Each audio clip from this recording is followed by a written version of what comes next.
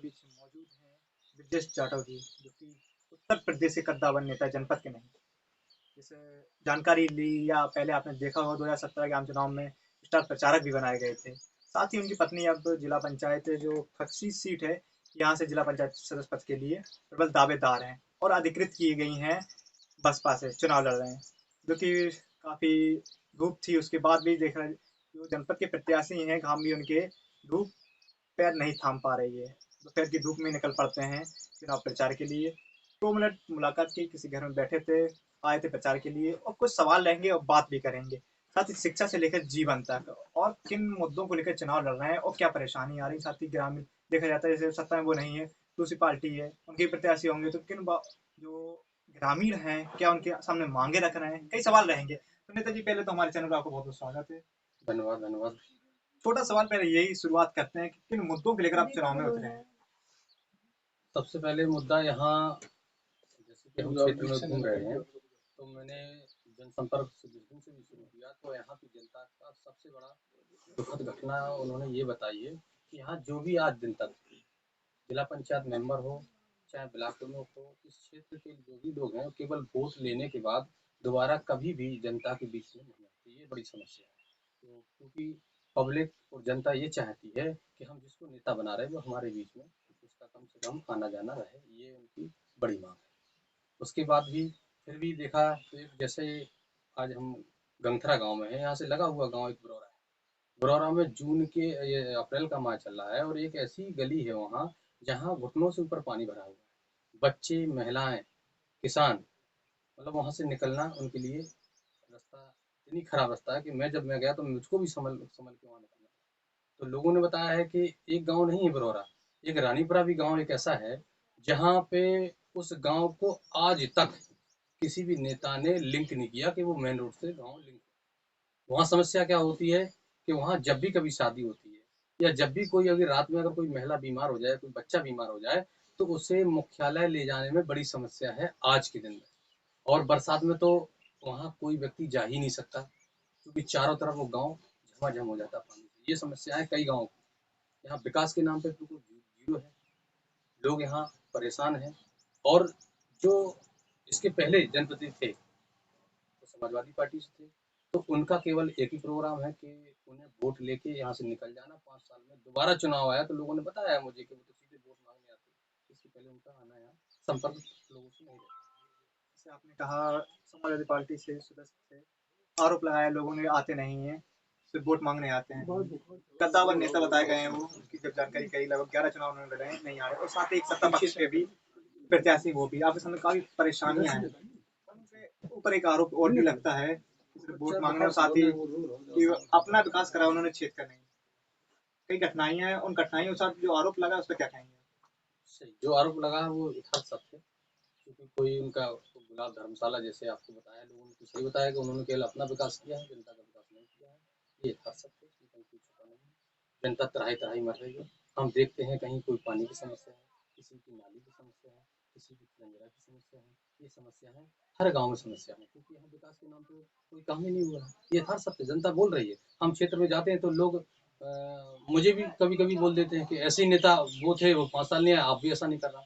तो मैंने लोगों को ढांढस बंधाने का काम किया, मैंने उनका दिल जीतने का काम किया। मैंने कहा आप एक बार मुझे यहाँ से जनप्रति बनाइए, हम आपकी सेवा में खड़े करने का कार्य करेंगे। तो लोग हमें जो मैंने बात रखी इस पर लोगों का उत्तर मेरे पक्ष में है और लोग मुझे यहाँ पसंद कर रहे हैं। छोटे से छोटे बच्चे से महिलाएं तक, चाहे बुजुर्ग हैं, बुजुर्गों का तो मुझे इतना बड़ा आशीर्वाद मिल रहा है, सर्व समाज में मिल रहा है। कोई ऐसी जाति नहीं जहाँ मुझे ना मिल रहा।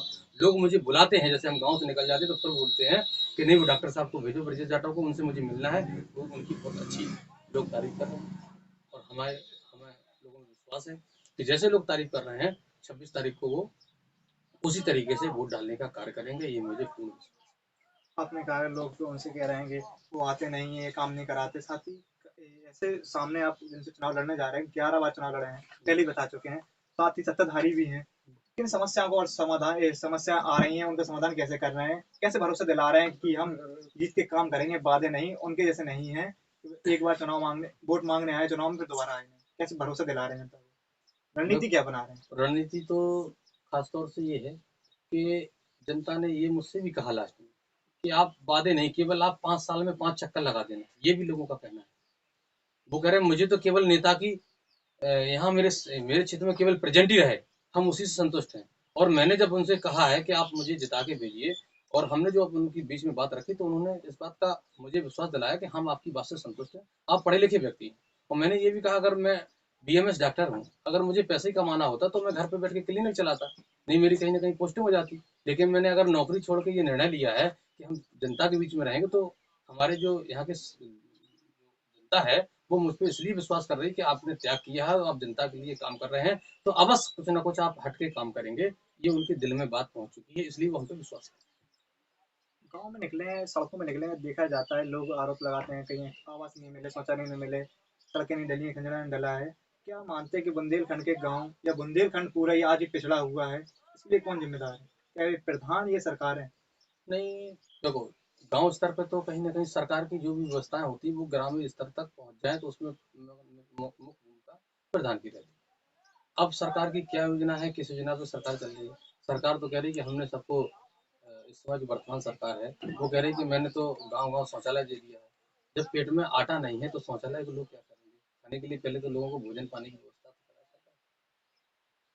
शौचालय तो बात की चीज है, लेकिन अच्छी बात है शौचालय दिए हैं लोगों को है, लेकिन कमियां हैं तो कहीं ना कहीं सरकार उस पर का जवाबदारी है, सरकार की सुबह पर्दा जवाबदारी। डाल रही है, सरकार बोल नहीं रही है। हाँ, सरकार नहीं बोले, वो पर्दा डाले, वो तो है ही। और गांव में हम जब जाते तो लोग कहते हैं किसान पहले समस्या, तो सरकार वर्तमान में सरकार है योगी जी की, सबसे पहले तो यहाँ किसान सबसे ज्यादा वोटर है। और वो किसान तरह तरह, आज भी किसान हम कहते दादा काहे धूप में खड़े, तो कह रहे भैया कि जो हमारा गेहूं खड़ो, अगर हम धूप में नहीं खड़े तो ये जानवर सब चढ़ जाए। तो जानवर से परेशान है, पूरी सर्दी भर किसान खेत पे रहता है। आज भी किसान अगर है खेत पे, हम खेत पे वोट मांगने जाते तो कहते भैया हम जानवर से परेशान है इसलिए हम वोट मांग रहे हैं। तो ये भारतीय जनता पार्टी सरकार तो केवल जो जानवर से निपट जाएगी। इस चुनाव में बहुत अच्छा रिजल्ट उनका नहीं आने वाला है, वो इसी समय जानवरों से केवल समाप्त होने वाले हैं। ग्रामीण समस्या बहुत देखिए ग्रामीण विकराल सबसे बड़ी समस्या। विकराल होती जा रही है। बाकी आप 2017 में आप जो प्रचार बनाए गए थे, स्टार प्रचार पूरे 2017 में आप इसे स्टार प्रचार बनाए थे, उत्तर प्रदेश घूमा।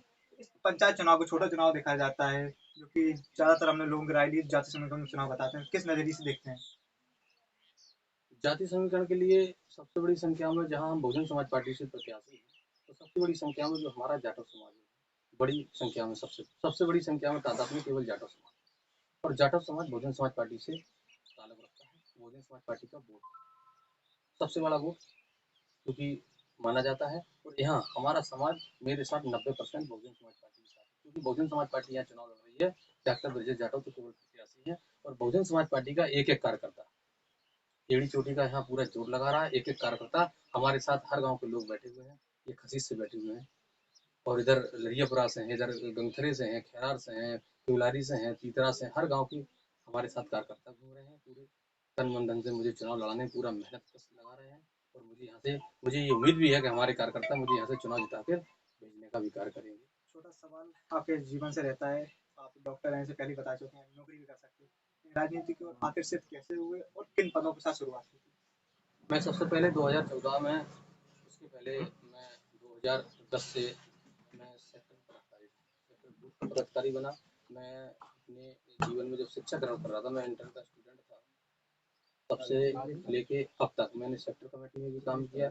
उसके बाद फिर मुझे विधानसभा के पद पे 2014 में बनाया गया, 2015 में विधानसभा अध्यक्ष बनाया गया, और 2016 में जब हम 15 में चुनाव लड़े जिला पंचायत का शेरपुरा सीट से, और मैं 200 वोटों का चुनाव हार गया। लेकिन जब माननीय बहन जी तक ये संगठन द्वारा खबर पहुंची है, तो माननीय बहन जी ने मेरे ऊपर भरोसा किया, और मुझे बुंदेलखंड का कोऑर्डिनेटर 10 फरवरी 2016 को बनाने का कार्य माननीय बहन जी ने। मैं माननीय बहन जी का आभार व्यक्त करता हूँ, और अपने जीवन में मैं उनका जीवन भर ऋणी रहूंगा, क्योंकि मुझ जैसे छोटे से कार्यकर्ता बहन जी ने मुझे बुंदेलखंड का कोऑर्डिनेटर बनाने का काम किया। और 2017 में पूरे उत्तर प्रदेश का मुझे स्टार प्रचारक बनाने का काम किया। ये बड़ी बात है। बहुजन समाज पार्टी में भी पढ़े लिखे लोगों की आवश्यकता है, इसलिए माननीय बहन जी ने मुझे जैसे छोटे से कार्यकर्ता को शिक्षित होते हुए उन्होंने देखा कि ये पढ़ा लिखा व्यक्ति है और ये संगठन को अच्छी तरह से काम कर सकता है, इसलिए बहन जी ने मुझे बड़ी जिम्मेदारी दी, और जिम्मेदारी मैं अभी भी निभा रहा हूँ। मैं अभी यहाँ से का कोऑर्डिनेटर हूँ। जनता से क्या अपील करते हैं चैनल के माध्यम से?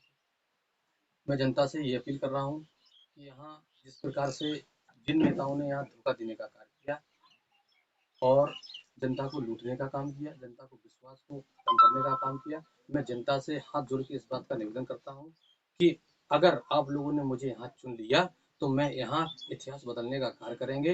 यहाँ जो भी समस्याएं हैं ग्रामीण क्षेत्र, चाहे वो खंजरा की हो, चाहे नाली की हो, चाहे रोड की हो, उन पे मैं खड़ा करने का काम करेंगे और प्रशासन से लड़ के, मतलब प्रशासन से अपनी बात कहने का काम करेंगे और यहाँ की जनता को रोजगार दिलाने का और ये व्यवस्था कराने का मैं प्रयत्न करूंगा। अपना कीमती समय देने के लिए बहुत बहुत धन्यवाद। बने रहिए हमारे साथ और देखते रहिए क्रांति टूडे।